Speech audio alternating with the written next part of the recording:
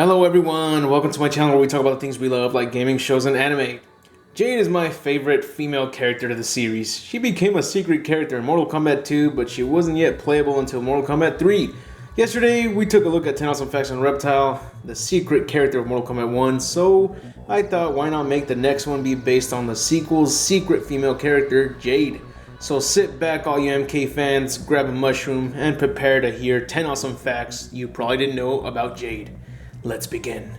Number 10. Jade is known as one of the toughest, if not the toughest character to defeat in Ultimate Mortal Kombat 3 and Trilogy due to her having a special move that can easily counter every move the opponent uses on her. If the opponent uses a projectile on her, she can use her projectile shield, which makes her immune to attacks for a short period of time, but long enough to lay a large combo on her opponents.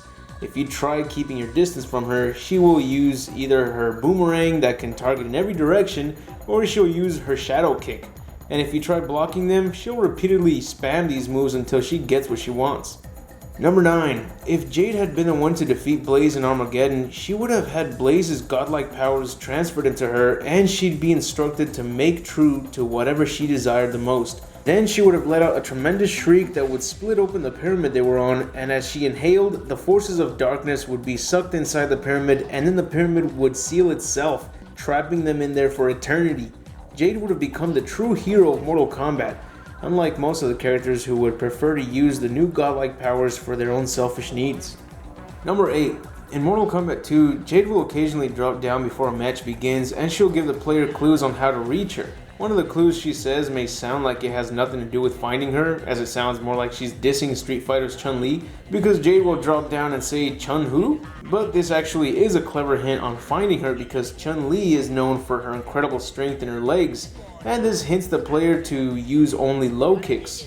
Yeah, it would definitely take me hundreds of attempts at understanding what she meant, but whether it works as a hint or not, it's still funny. Number 7. Jade was supposed to make an appearance in the animated series known as Mortal Kombat Defenders of the Realm. She was going to be Kitana's childhood friend, and because of her alliance to Shao Kahn, she wouldn't be trusted by the Earthrealm warriors. She would also use her beauty to lure unsuspected prey in, but in the end, Threshold converted her into an original character renamed Ruby, who still had a similar appearance to Jade, but she was instead given a red color palette so that this could connect her with Ermac. Number 6. In the Sega Genesis and Saturn versions of Mortal Kombat 2, Jade had white skin instead of dark skin. Also, in the arcade and Super Nintendo versions of Mortal Kombat 2, Jade's hair is brown and her steel fans are bronze and silver. But in all the other versions, her hair is black and her steel fans are only silver. Number 5. In Mortal Kombat 9, Jade's staff was changed to its original design, but if you watch the story mode cutscenes, you can see that the moment Sindel appears to defeat most of the characters, Jade uses her spear to keep her up when Sindel uses her screaming attack. But you can also see that Jade is using the same staff that she used in Mortal Kombat Deception. That is a neat Easter egg to her weapon in Deception.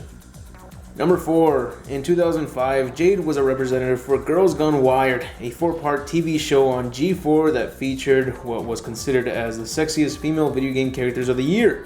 This was Jade's audition, so the viewers can go ahead and vote for her. Well, she's got my vote.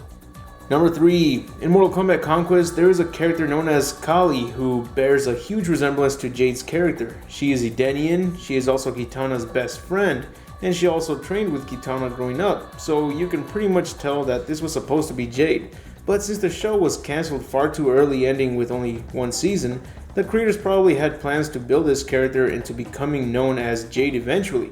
Like Reptile, he has a real name but he is known as Reptile. Jade and Reptile were always working together, so if Syzoth goes by the name Reptile, then it would make sense that Kali later goes by the codename Jade, a beautiful and durable green metamorphic rock. Makes sense, wouldn't you agree? Number 2. Jade's fighting stance is different in the Sega Genesis and Super Nintendo versions of Ultimate Mortal Kombat 3. In the Genesis version, her fighting style is the same as Mileena's, and in the Super Nintendo version, her fighting style is the same as Kitana's. Number 1.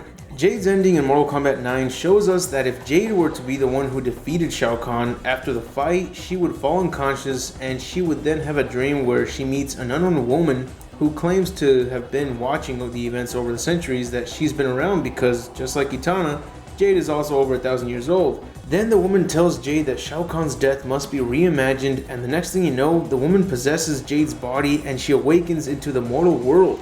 Jade only makes a cameo in Mortal Kombat X in Kitana's ending, but it is believed that the same woman who was in Kitana's ending from Mortal Kombat X is the same woman who possessed Jade in Mortal Kombat 9.